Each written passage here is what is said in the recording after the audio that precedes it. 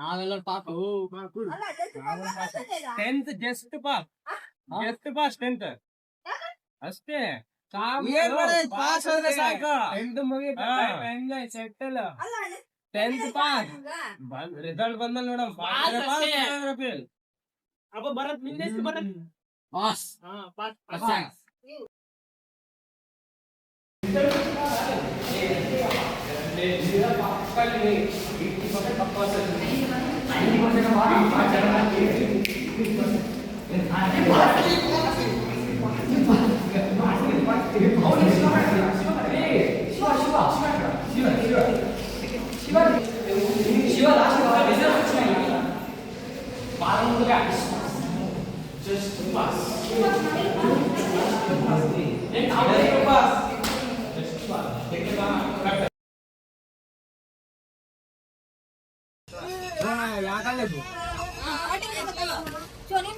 ನಾನು ಪಾಲಿಟೆಕ್ನಿಕ್ ನಾನು ಪಾಲಿಟಿಕ್ ನೀವೆಲ್ಲ ಎಲ್ಲಿರ್ತಾರ ನಾನು ಅಲ್ಲೇ ಬರ್ತೀನಿ ಒಂದೇ ದೋಸ್ತ ಒಂದೇ ಚಡ್ಡಿ ಒಂದು ಕ್ಲಾಸ್ ಅಟೆಂಡ್ ಮಾಡೋದ್ ಬೇಡ ಎಲ್ಲ ಬಂಕ್ ಫುಲ್ ಎಂಜಾಯ್ ಮಾಡಮ್ಮ ಬಂಕ್ ಮಾಡಪ್ಪ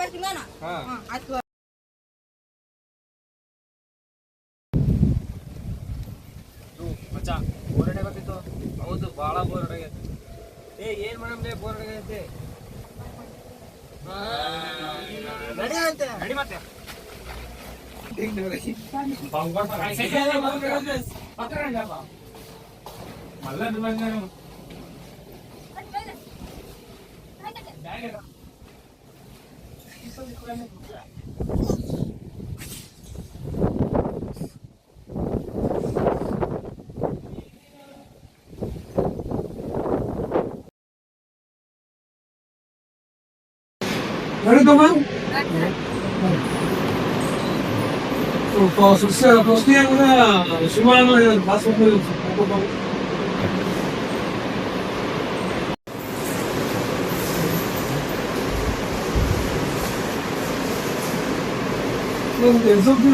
ಯಾಕೆ ಕಟ್ಟಿಲ್ಲ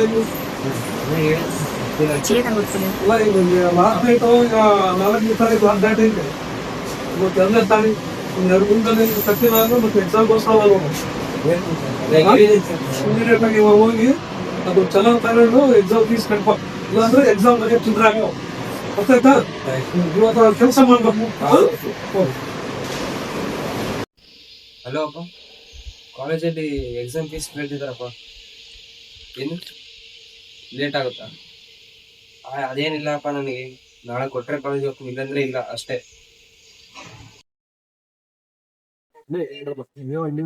ಏನಿದೆ ತೆಂಗಿನ ಅಲ್ವಾ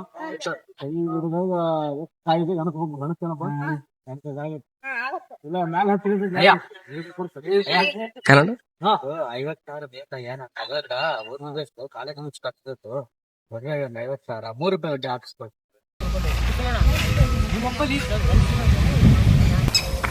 ಅಲ್ಲಮ್ಮ ಈ ಕೇಳಿದ್ರೆ ಹೆಂಗ ಯಾವ ಊರು ನಿಂದು ಯಾವ ಊರು ಕೊಟ್ಟಾನ ಯಾರು ಎದಕ್ಕೆ ಮಗಂದು ನೀರು ಕಾಲೇಜ್ ಓಕೆ ಇದು ಗೌರ್ಮೆಂಟ್ ಪಾಲಿಟೆಕ್ನಿಕ್ ಓದಿಸ್ಬೇಕಂತ ಒಳ್ಳೇದು ಬಟ್ ಅಲ್ಲ ನೀವು ಒಪ್ಪಿಗೆ ಒಳ್ಳೆ ಓದಿಸೋದು ಒಳ್ಳೆ ಉದ್ದೇಶ ಬಟ್ ದುಡ್ಡು ಕೊಟ್ಟ ನೀವು ವಾಪಸ್ ಆಗ್ಬೇಕು ನಿನ್ನ ಕೈಲೆ ಕೊಡೋದಾಗಿಲ್ಲ ಅಂದ್ರೆ ಮತ್ತೆ ನಮ್ಗೆ ಇಲ್ಲದ್ರೆ ನೋಡಿ ಯಾರು ಕಳಿಸ್ಬೇಕಾಗತ್ತೆ ಮತ್ತೆ ನಾನು ಕಲಿತು ವಸೂಲಿ ಮಾಡ್ಬೇಕಾಗತ್ತ ಇವು ಮೂವರ ನಮ್ಮ ಇವರೇ ವಸೂಲಿ ಮಾಡ್ಬೇಕಾಗತ್ತೆ ಸಮಾಧಾನ ನೀನು ಸರಿ ಆಯ್ತಾ ಹಾಂ ಮತ್ತೆ ಎಷ್ಟು ಬೇಕಾಗುತ್ತೆ ಇಲ್ಲಿಗೆ 50,000 ಇಲ್ಲಿ ಮತ್ತೆ ವಾಪಸ್ ಮಾಡ್ಬೇಕು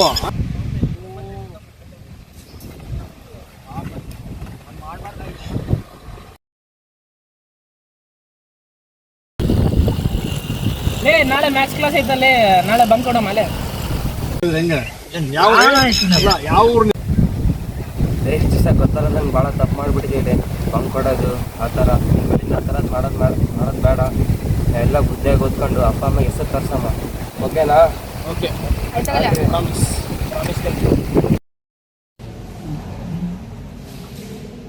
ಟೈಮ್ ಗೊತ್ತಾಯ್ತು ನಾವು ಹೋಗ್ಬೇಕು. ಟೈಮ್ ಆಗೈತಿ ಸರ್.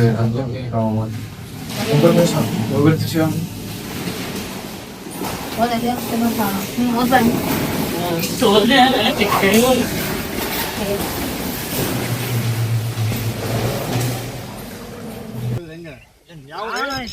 ಯಾವ ಊರು ನೀವು?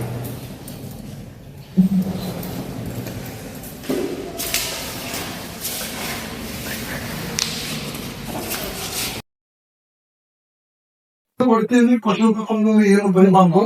ರಿಜಿಸ್ಟರ್ ನಂಬರ್ ಮಾತ್ರ ಬರ್ದಿರ್ಬೇಕು. ಈ ರಿಜಿಸ್ಟರ್ ನಂಬರ್ ಬಿಟ್ಟು ಕ್ವಶನ್ ನಂಬರ್ ಏನು ಬರೀಬಾರ್ದು. ಗೊತ್ತಾಯ್ತಲ್ಲ? ಆ ಕ್ವಶನ್ ಪೇಪರ್ ಇನ್ಸ್ಟ್ರಕ್ಷನ್ಸ್ ಇರ್ತಾವ. ಆ ಇನ್ಸ್ಟ್ರಕ್ಷನ್ಸ್ ಕೇರ್ಫುಲ್ ಆಗಿ ರೀಡ್ ಮಾಡಿ ಆಮೇಲೆ ಹೆಸರು ಬರೆಯೋಕೆ ಸ್ಟಾರ್ಟ್ ಆಗುತ್ತೆ.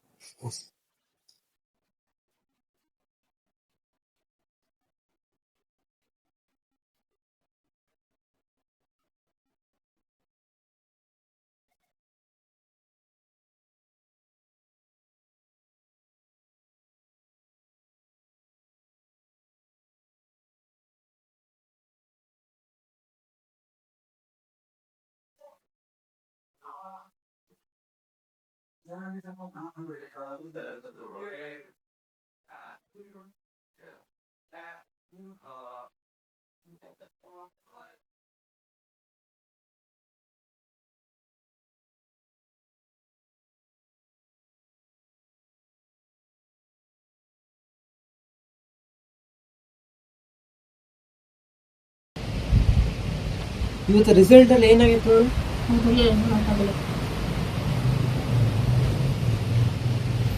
ಏರ್ ತಗೊಂಡ್ ಬಂದಿಲ್ಲ ನಿನಗೆ? ಹ್ಮ್ ಹೌದ್ಲೇ ಹೇಳ್ತೀನಿ. ಅಷ್ಟೇ ಗುರು, ನಿಮ್ಮ ತಂದೆ ತಾಯಿಗಳು ನಿಮಗೆ ಕಾಣದೇ ರೀತಿಯಲ್ಲಿ ಎಷ್ಟೋ ಕಷ್ಟಪಟ್ಟು ದುಡಿತಾರೆ ಹಾಗೂ ಅವರು ಸಾಲ ಕೂಡ ಮಾಡ್ತಾರೆ, ಇವೆಲ್ಲ ನಮ್ಮ ಜೀವನಕ್ಕಾಗಿಯೇ. ಅದಕ್ಕೆ ನಿಮ್ಮ ತಂದೆ ತಾಯಿಗಳನ್ನು ನಿರಾಶೆ ಮಾಡಬೇಡಿ. ನಿಮ್ಮ ಜೀವನದಲ್ಲಿ ಏನಾದರೂ ಸಾಧಿಸಿ ಒಂದು ಒಳ್ಳೆಯ ಸ್ಥಾಯಿಯಲ್ಲಿ ಇದ್ದು ನಿಮ್ಮ ತಂದೆ ತಾಯಿಗಳನ್ನು ಚೆನ್ನಾಗಿ ನೋಡ್ಕೊಳ್ಳಿ. ಈಗ ನಿಮ್ಮ ಜೀವನವನ್ನು ಸಾರ್ಥಕ ಮಾಡ್ಬೋದು.